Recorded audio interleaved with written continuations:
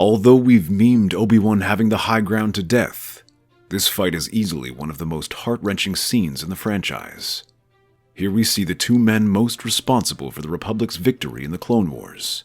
Two men who had known each other since adolescence and become closer than brothers. The Force brought them together, and it ended up tearing them apart. But what if it didn't? Welcome to Darth Theorist, where we explore the depths of the Force, analyze characters, and speculate on what could have been. Whether you're a Jedi Knight, a Sith Lord, or a curious traveler, prepare to ignite your imagination as we begin this journey. Those were his last words before he was engulfed in fire, his shouts replaced with agonized screams. Obi Wan turned away, not trusting himself to speak to his former apprentice. He had Anakin's lightsaber and prepared to head back to Padme's ship to tend to her. But as he had taken his first steps, the screams grew louder and more pained. There was no calls for help. Obi Wan knew Anakin was too proud for that. Despite his better judgment, Obi Wan turned around. The sight he saw chilled his blood. There was his former Padawan, his brother, slowly burning alive. His limbs were burnt off, and his body was a shriveled mass of burnt flesh. Through the Force, Obi Wan could sense the pain in his friend. It should have been justice, satisfaction, and payment for all the Jedi who died because of him. But though Anakin had sworn his hatred, Obi Wan could not bring himself to feel the same. Raising his hand, he began to lift Anakin away from the lava river and carried him off. As he lifted Anakin towards him, his eyes met. Obi Wan saw those bright yellow eyes, filled with hatred. Despite his pain, Anakin managed to focus on his former master, shaking with fury. But there was more to it now. There was confusion and desperation, like a cornered animal. Obi Wan did his best to ignore it as he carried Anakin away. Above, Palpatine's ship descended onto a landing platform. He could not linger here. Taking Anakin to Padme's ship, he brought them to a medical station.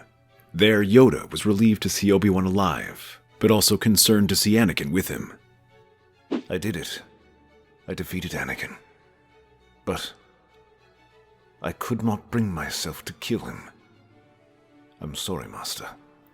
No, not in your nature is it to end the life of your friend. Go, allow the medical droids to tend to him. Master, what shall we do now?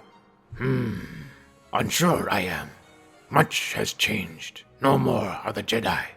First, tend to the wounded we must. Watch over Skywalker I will. In need of your help, Senator Amidala is. Allowing the medical droids to tend to Anakin, he is placed in a Bacta tank. Obi Wan hurries to Padme, who has just entered labor. She immediately asks about Anakin. If the Force is with us, he will survive.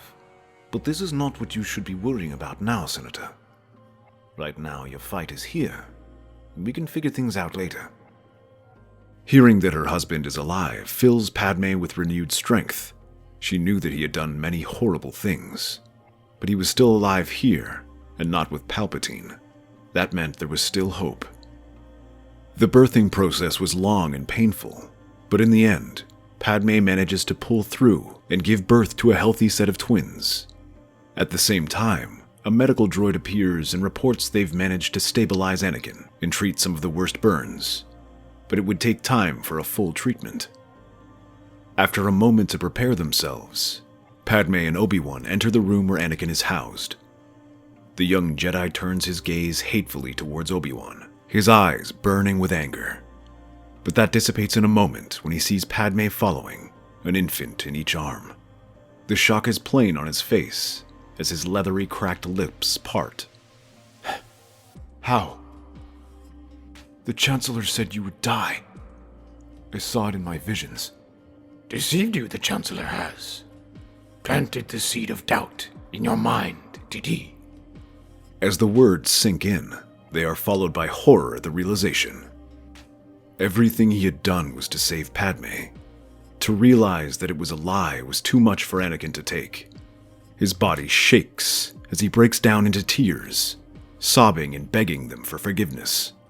He wails at the acts he's committed, slaughtering those younglings, betraying his master and friend, and worst in his eyes, nearly killing the woman he had vowed to protect. Then, to his surprise, a small hand is placed on his shoulder. Yoda shakes his head. The blame is not yours alone, young Skywalker. Foolish was I to believe that the will of the Jedi were the same as the will of the Force. Balance it was not. Simply obedience. Your forgiveness, I ask. Anakin stared at the little green alien for a long moment, his jaw falling open. He was the greatest Jedi of them all, supposedly the wisest being in the galaxy, asking him for forgiveness. Slowly, he began to nod. Inspired by those words, Anakin vows to make things right, for the sake of those who have fallen and those who will bear the consequences of their actions. A medical droid explains that they can continue to heal Anakin, and with the help of the Jedi, they could reverse most of the burns given enough time, while providing him with cybernetic limbs. Anakin will accept the cybernetic replacements. He does not want his burns healed, as they will serve as a reminder of his mission and how far he fell.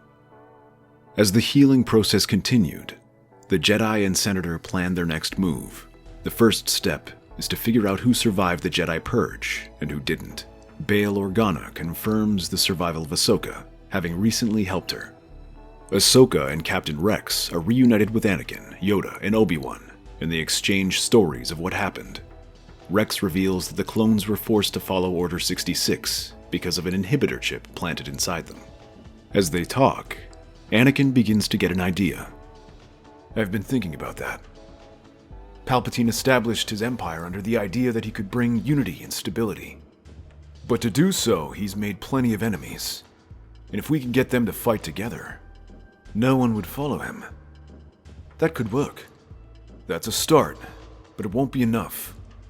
It needs to be all of us. The Jedi, the Senate, clones.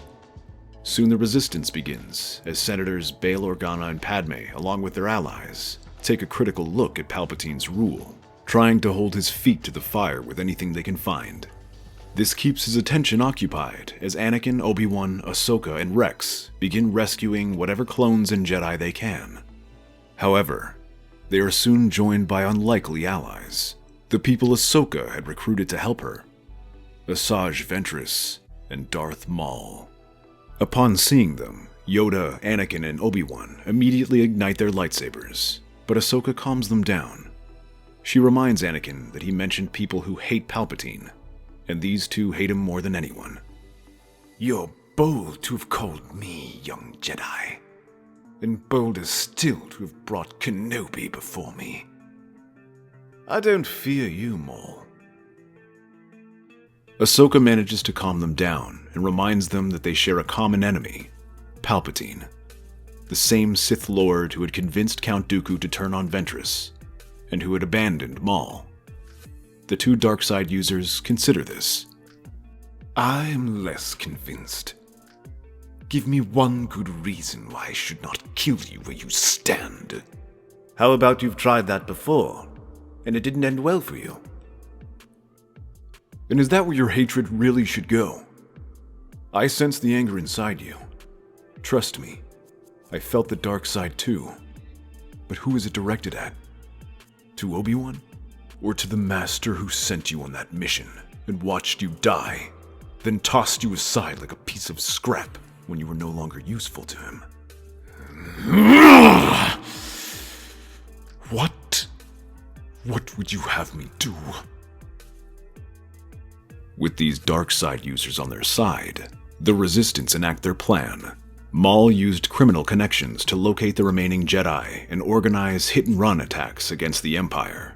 Meanwhile, Rex, Ahsoka, and Ventress would rescue any Jedi and clones they could, strengthening Rex's clone resistance network. In the Senate, Padme's coalition of senators would begin challenging Palpatine's rule in the government. Each successful attack carried out by the clones and Maul's criminal network is a blow to Palpatine's prestige, making entire worlds question his ability to enforce his rule. Anakin, Obi Wan, and Yoda, meanwhile, will gather those Jedi they rescued and slowly begin to rebuild the Order. Without the Jedi Temple, though, they needed a new place, one far away from the Empire's reach. Ventress had the perfect place in mind: Dathomir. Her home planet was far away from the Empire's power base, and those who lived there had little love for Palpatine. However, the problem was Dathomir's strong connection to the dark side. This made the allure of the dark side more powerful, especially to Anakin, who had already tasted its powers once, and felt those powers calling for him again. This was a struggle he encountered every day that he was there, but each time he reminded himself of the dangers of the dark side, and how using it nearly cost Padme her life. Slowly, Anakin began to overcome these obstacles and found balance in how he used the Force. Seeing this, Yoda realized the mistakes of the Jedi. They could not simply teach the Jedi of the dark side, but show it to them, and make them understand the dangers. As the survivors began to trickle in, they began a training method where Jedi were exposed to both dark and light sides of the Force, to make them more resistant to its temptations. This was a difficult process, but the Jedi who emerged from it came out stronger and more capable than those before. They were guided by Anakin and Ventress, who both experienced the allure of the dark side and provided valuable insight on how to channel and control it. In many ways, this ragtag group became the first rebel alliance, and a microcosm of what the Republic should have been, with different groups of people from the military, government, and religious organizations coming together to create a better world from tyranny. It would take several years, but eventually, the resistance would grow large enough to strike at Palpatine.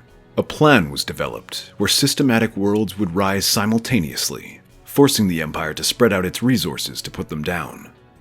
With the military distracted, an elite team of Jedi, clones, and criminals would be smuggled into Coruscant. This group would be led by Maul, Ahsoka, Anakin, Obi Wan, Ventress, and Cad Bane, who would be recruited for his previous success in taking the Senate hostage. Using Maul's criminal empire, the team would manage to land in the Coruscant underworld, undetected, and from there would split up into small teams to avoid being detected. Ahsoka and Ventress's team would attack a nearby Imperial facility to divert attention away from the main target, the Senate building. Cad Bane secured the Senate landing pad, clearing a landing zone. He then storms the Senate to capture Padme, Bail Organa, and other sympathetic senators and escort them away from the battle. While the clones and other Jedi distract the stormtroopers, Obi-Wan, Anakin, and Maul leave to confront Palpatine alone. Palpatine senses their presence in the Force, surprised to find Maul with them. Rather than escape, he waits for them in his office, eager for the challenge. As the three of them arrive, Palpatine laughs. What a pleasant surprise. Anakin, you're looking well. And Maul, I never thought I'd see you with this sort of company. Enough talk. Your empire is at an end, Palpatine. Surrender now. Or not. It doesn't make a difference to me. And don't think we'll fall as easily as Master Windu. I should hope not. I did not choose you two as my apprentices for nothing. Suddenly, Palpatine ignites his lightsabers and lunges at them, the two red blades spinning in the air and forcing the three to scatter. When he lands, the trio rush at him from different directions. Palpatine manages to defend himself quite well, pivoting and twisting each time they come at him. It soon becomes clear that despite his age, he's kept himself strong and isn't going to fall so easily. After another failed attack, Palpatine spreads his arms out and sends a powerful wave of force that sends them flying back across the room. Maul is the only one to stay on his feet. You abandoned me. You allowed me to rot. And when you find me, only to kill my brother, I shall see you dead today. As he speaks, Maul levitates the furniture and throws it at the Emperor. Palpatine raises his blades and darts around, slicing whatever gets in his way and directing the debris towards Anakin and Obi Wan. The latter leaps out of the way as one chair nearly crushes him. Whose side are you on? Now, Master Kenobi, what do you expect from allying with a mad animal such as this? All this time I blamed myself for my master's death. But it was you. It has always been you. I cannot claim all the credit for Qui-Gon's death, though I might have directed it. It was still Maul's lightsaber that gutted him. Screaming hatefully, Obi-Wan leaps over another flying chair and brings his lightsaber down on Palpatine.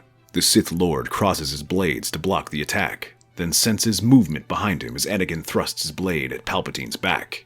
He spins out of the way and towards Maul, who he delivers a vicious kick to the face. Palpatine then lifts Maul off the ground and flings him towards Obi-Wan, sending the pair crashing towards his desk.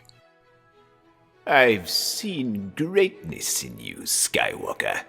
It is not too late to be my apprentice. Simply kill these two and I shall teach you in the dark side. What are they? A failure and a traitor? In response, Anakin makes another swing at Palpatine. Shaking his head, Palpatine launches a burst of lightning at Anakin, who blocks it with his blade. So disappointing. You do not know what powers the dark side has to offer. For the first time, he shows that old charisma he had before he fell to the dark side. To his surprise, Anakin smiles. That's what you think. Anakin suddenly deactivates his lightsaber and blocks the lightning with his hands, much as Master Yoda had done. Having spent years on Dathomir, Anakin's understanding of the dark side is better than it ever was, and he sends that lightning flying back at Palpatine, who drops to the ground, writhing in pain. The young Jedi stands over him with his lightsaber drawn. Wait! It is against the Jedi Code to strike an unarmed man. I'm not a Jedi anymore. You've made that clear. With that said, Anakin slices Palpatine's head off. With the Emperor dead, the Imperial forces are left in disarray, with many surrendering shortly after. In the chaos, Maul sneaks off, intent on continuing his criminal empire. The Republic is restored, with Padme being named the new Chancellor. Her first order is for the clone's inhibitor chips to be removed, with Rex being placed in charge of the order. The remaining Jedi begin recruiting new members, but instead of returning to Coruscant, they decide to remain on Dathomir to prevent the order from becoming too tied to politics as they had in the past. This reformed Jedi Order is led by Yoda, Ahsoka, Obi Wan, and Anakin. However, Ventress surprises them by offering to rejoin the Order to teach the new Jedi about the dark side. Together, they will now take more active roles as peacekeepers, helping free the galaxy from the Imperial holdouts. Among the first recruits of the reformed Order are Anakin's children, Luke and Leia. That's our theory. The Star Wars universe is a galaxy filled with exciting stories and possibilities, and we love exploring them. If you want to accompany us on this journey to a galaxy far, far away, then please like, share, and subscribe to our channel.